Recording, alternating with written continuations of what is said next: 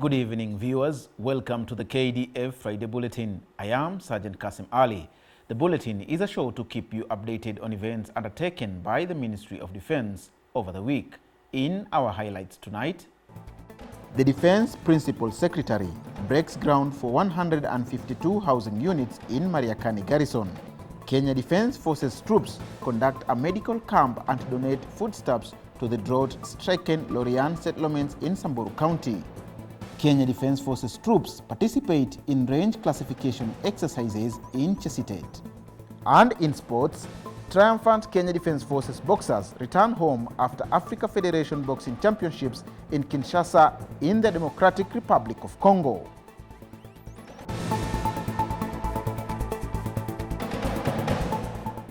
To start us off, the Defense Cabinet Secretary Honorable Soipan Tuya and her delegation toured the Uhuru Gardens National Monument and Museum to familiarize herself with the facility. Upon her arrival, she was briefed on the facility's role and mandate, which centers on collecting, preserving and researching, as well as showcasing Kenya's history and culture for future generations.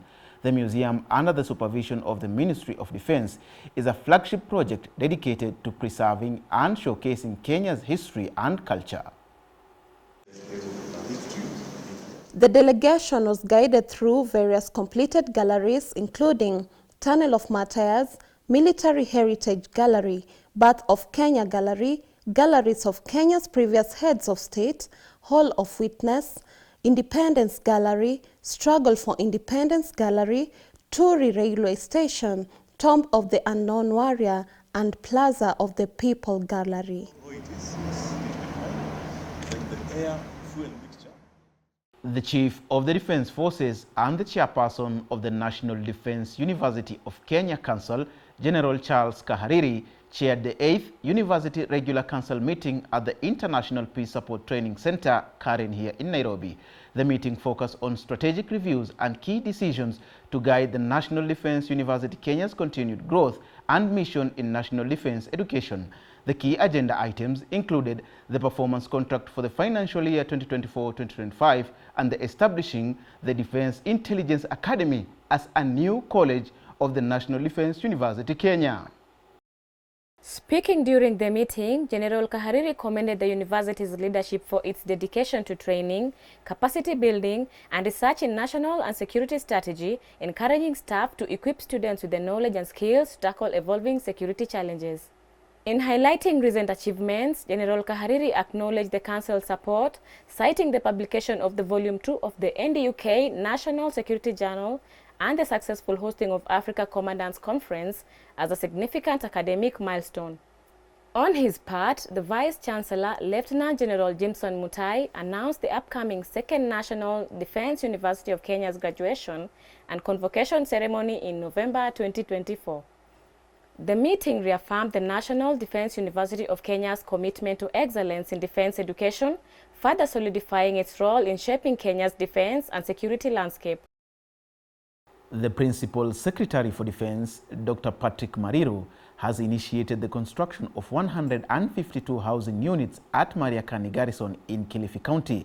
This project will provide quality, decent housing for Kenya Defense Forces personnel as part of the first phase of a public-private partnership framework, which targets the construction of 3,069 units across various locations. The project includes both single-line and married quarters. During the groundbreaking ceremony, Dr. Mariru emphasized the ministry's commitment to addressing the housing needs of Kenya Defense Forces personnel to enable them to carry out their duties efficiently. Speaking during the event, the General Officer Commanding Eastern Command, Major General Luka Kuto, commended the project, stating that it would significantly boost the morale of service personnel. He reaffirmed Kenya Defense Forces' dedication to its mandate, contributing to the nation's security and socio-economic development. His Grace the Most Reverend Dr. Jackson Olesapit, Archbishop of the Anglican Church of Kenya, Bishop of All Saints Cathedral Diocese, and Bishop in Ordinary of the Kenya Defense Forces, presided over the dedication and consecration of the newly constructed St. James Anglican Church at the Joint Command and Staff College in Karen, here in Nairobi. Earlier, along with the Kenya Defense Forces chaplains, He also consecrated St. Paul's Anglican Church at Langata Barracks. The ceremony marked a significant milestone for St. James Anglican Church, which had been in planning since 1989 when the Joint Command and Staff College personnel recognized the need for a dedicated place of worship. Take a look.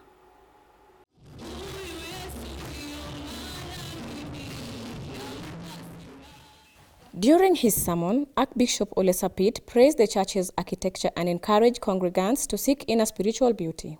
He acknowledged the challenges faced by the Kenya Defence Forces personnel and assured them of his prayers for protection during the operations, both domestically and internationally. The Bible invites us to worship Him in the beauty of His holiness. And the beauty of His holiness is also depicted by the beautiful places of worship which we also create to reflect the beauty of the holiness of God. So when I see this lighting and the artwork and the way the ceiling has been arranged, the lighting and everything, it glorifies God. Now this beautiful sanctuary, the end result is for the beautification of our hearts and our souls. Amen. Speaking during the ceremony, Lieutenant General David Tarus, Commander Kenya Army, recalled his own difficulties finding a place of worship while he was a student at the Joint Command and Staff College. So that memory really is really moving, but all the same, there are other works that needs to be done. We now have a sanctuary, beautiful sanctuary for the students here, the staff, and the families. This is really very good, and I want to really appreciate anybody who has contributed in one way or another to make sure that this building is up and running.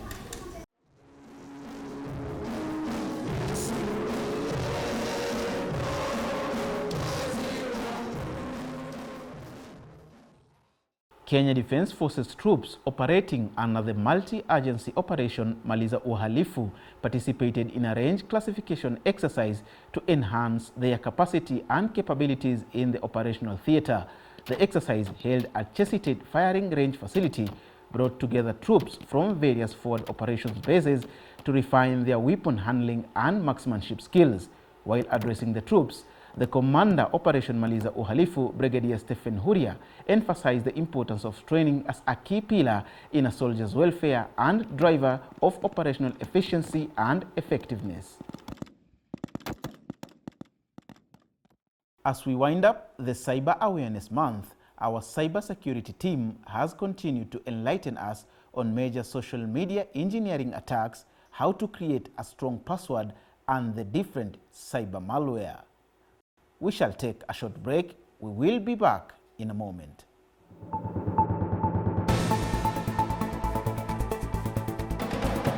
Every day, we rely on technology to stay connected, work efficiently, and access critical information. But as the digital world grows, so do the risks. October is the Cybersecurity Awareness Month, aimed at promoting cybersecurity awareness to organizations and individuals in taking proactive steps against cyber threats. Security is a shared responsibility. Here's how you can stay protected. First, use separate accounts for administrator and user access. Always use strong, unique passwords.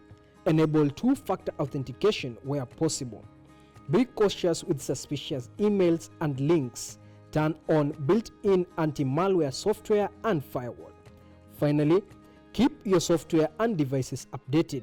Those updates often include security patches to protect against the latest threats. Always back up important files and data. Your vigilance is the first line of defense. Stay aware, stay secure. Protect yourself in the digital world. Remember, your password is like a toothbrush. Don't share it with anyone. Change it very often. Visit our social media handles and website for more tips on how you can stay safe online. The Defence Saving and Credit Cooperative Society, the SACCO, is a premium financial institution dedicated to serving the unique needs of both serving and retired military personnel. The cooperative aims at enhancing the overall financial well-being of their members by providing affordable and accessible savings and credit facilities, competitive interest rates, and flexible terms. The products include savings accounts, which are interest earning, a variety of loan products including personal loans, educational loans, development loans, and emergency loans.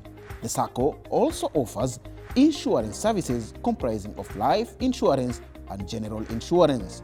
It also gives investment opportunities where members can invest and earn dividends based on profitability. Call 0205134900 for inquiries. Defense SACCO, Ngao Halisi.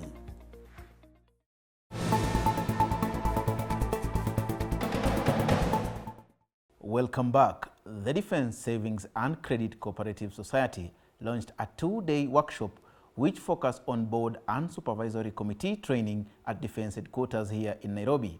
The workshop was officially opened by Board Chairman and Assistant Chief of Defense Forces in charge of Personnel and Logistics, Major General David Keter. Among the key topics covered include governance structures, savings and credit cooperative business models, regulatory frameworks, financial statement analysis, information communication and technology adoptions, internal controls, and general management roles, among others. In his opening remarks, Major General Keter emphasized the importance of training as a cornerstone for improving human resource capabilities and service delivery, highlighting its significant contribution to the Defense Saving and Credit Cooperative Society's growth since inception. And I want to thank you very much for standing with the KDF family in making us who we are today. We could not have been what we are if it was not also of the trust of our soldiers who believed in our dream that we could have our own SACCO managed by ourselves for the purpose of articulating issues or addressing issues of welfare for our soldiers.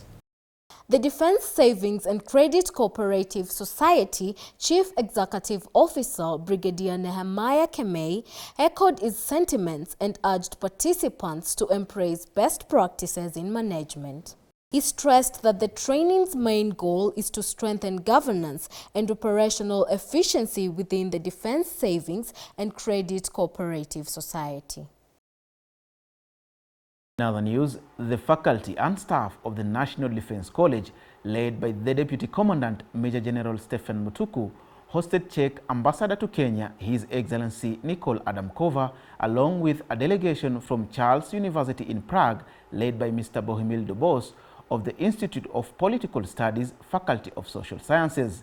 During the meeting, discussions centered on establishing partnerships between the National Defense College and Charles University with a focus on areas such as conflict resolution, counterterrorism, cybersecurity, geopolitical strategy, human security, and peace-building joint training and exchange programs. A key outcome was the National Defense College expressed interest in participating in a 2025 seminar for Africa Educational Institution in Prague as they continue to explore the mentioned future collaboration areas. Further plans for collaborations include joint research and innovations initiative between the faculties of the National Defense College and Charles University, along with access for the National Defense College faculty and participants to Charles University online library resources.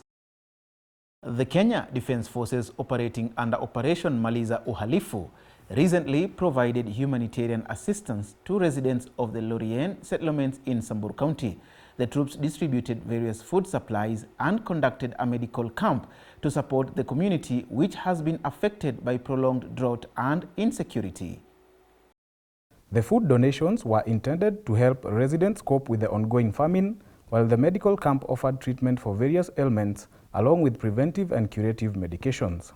During the event, the officer commanding Baragoi Forward Operations Base, Major Asiago Sadaka, emphasized the Kenya Defense Forces' commitment to humanitarian assistance, urging the local community to cooperate with security forces to achieve peace. A medical team from the Kenya Navy Hospital provided vital support to children with special needs at the Spina Bifida and Hydrocephalus Association of Kenya in Likoni, Mombasa County. The team, comprising specialists in physiotherapy, psychology, medicine, public health and nutrition, joined forces to deliver critical healthcare services. During the outreach, the team distributed essential medical supplies, including medication and diapers, tailored to meet the health needs of the children. Beyond the healthcare initiative, Kenya Navy personnel took part in organizing and cleaning the facility, creating a nurturing environment for the children and their families. This initiative is part of Kenya Navy's broader community-focused activities leading up to its 60th anniversary in December.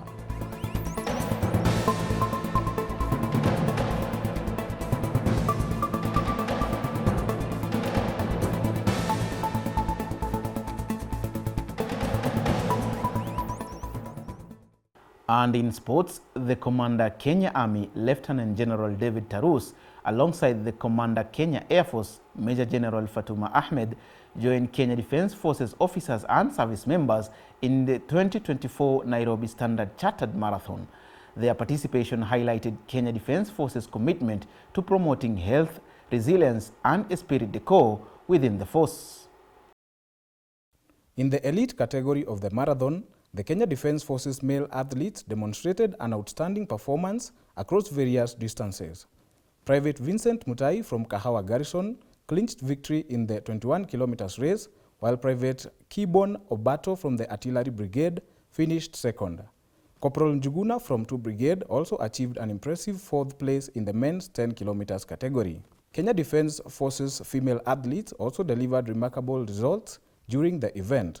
Private Gladys Koech from the Kenya Navy won the 21 kilometers race, with Private Esther Chemutai from the Artillery Brigade finishing second. Private Dorothy Kipkilach from 2 Brigade rounded out the strong showing by placing 5th, underscoring the determination and competitiveness of Kenya Defence Forces women as they excelled in their respective races.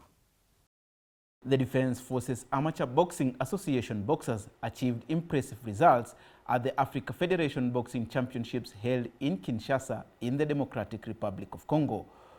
4 of the Defence Forces Amateur Boxing Association boxers were part of the Kenyan contingent that secured a 3rd place finish overall in a competition featuring 25 African nations.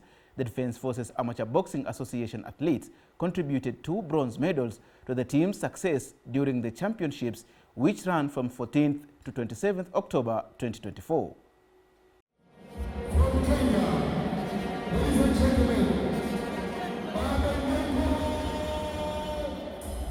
During the competition, Corporal Abednego Kialo from the 23 Mechanized Infantry Battalion earned a bronze medal in the flyweight category, while Senior Private Robert Okaka from the Kenya Army Corps of Aviation secured a bronze medal in the light heavyweight category. Senior Private Peter Abuti and Chris Ochanda, who also gave a good account of themselves before their split decision loss in the quarterfinals. Overall, Kenya took home 1 gold, 2 silver and 5 bronze medals. Tulikuwa tumejiandaa poa, ambayo ilituwezesha kuweza kupata medali katika hiyo mchezo. Kama team Kenya tulikuwa tumejitayarisha poa. Sasa mimi nilipigana yangu yote pale niliwezea. Mungu akanijalia kupata medali ambayo ni bronze. Speaking during the event, the Defence Forces Amateur Boxing Association Boxers Assistant Team Manager and an international boxing referee and judge, Warrant Officer 2 Nelson Otieno, attributed the team's success to high training standards, dedication, discipline and commitment. Tumetoka Congo jana kwa African Federation Boxing Championship. Now we had like more than 25 countries participating. Tulikuwa na boxers wetu kwa jeshi 4, of which 2 wamekuja na bronze medals. The championship was very competitive, but our boxers were so motivated. The Kenya Military Academy, a college of National Defence University Kenya, hosted its 5th Commandant's Inter-Intake Sports Competition at the academy grounds in Lanet and Lions Hills Range in Nakuru County. The 2-day annual event aims to foster a competitive yet professional environment for cadets outside the classrooms. promoting team spirit, character development, and winning mentality. The Kenya Military Academy faculty and staff competed in various sports including football, basketball, netball, volleyball, swimming, range competition, and cross-country events. Cadet Intake KMA 12-2025 stood out by winning awards in athletics, netball, basketball, and handball. Speaking during the event, the Commanding Officer Cadet School, Colonel Eric Lovega, emphasized on the role of sports enhancing esprit de corps, self-discipline, and a healthy lifestyle, of all which are integral to the Kenya Defence Forces ethos. To our Hindu brothers and sisters, may the glow of the diyas and the echo of the chants fill your lives with peace, joy, and prosperity. Happy Diwali! And that's it for this week. Thank you for watching. We look forward to your feedback via our official social media handles. Enjoy viewership next Friday for the KDF Friday Bulletin. I am Sergeant Kasim Ali. Goodbye.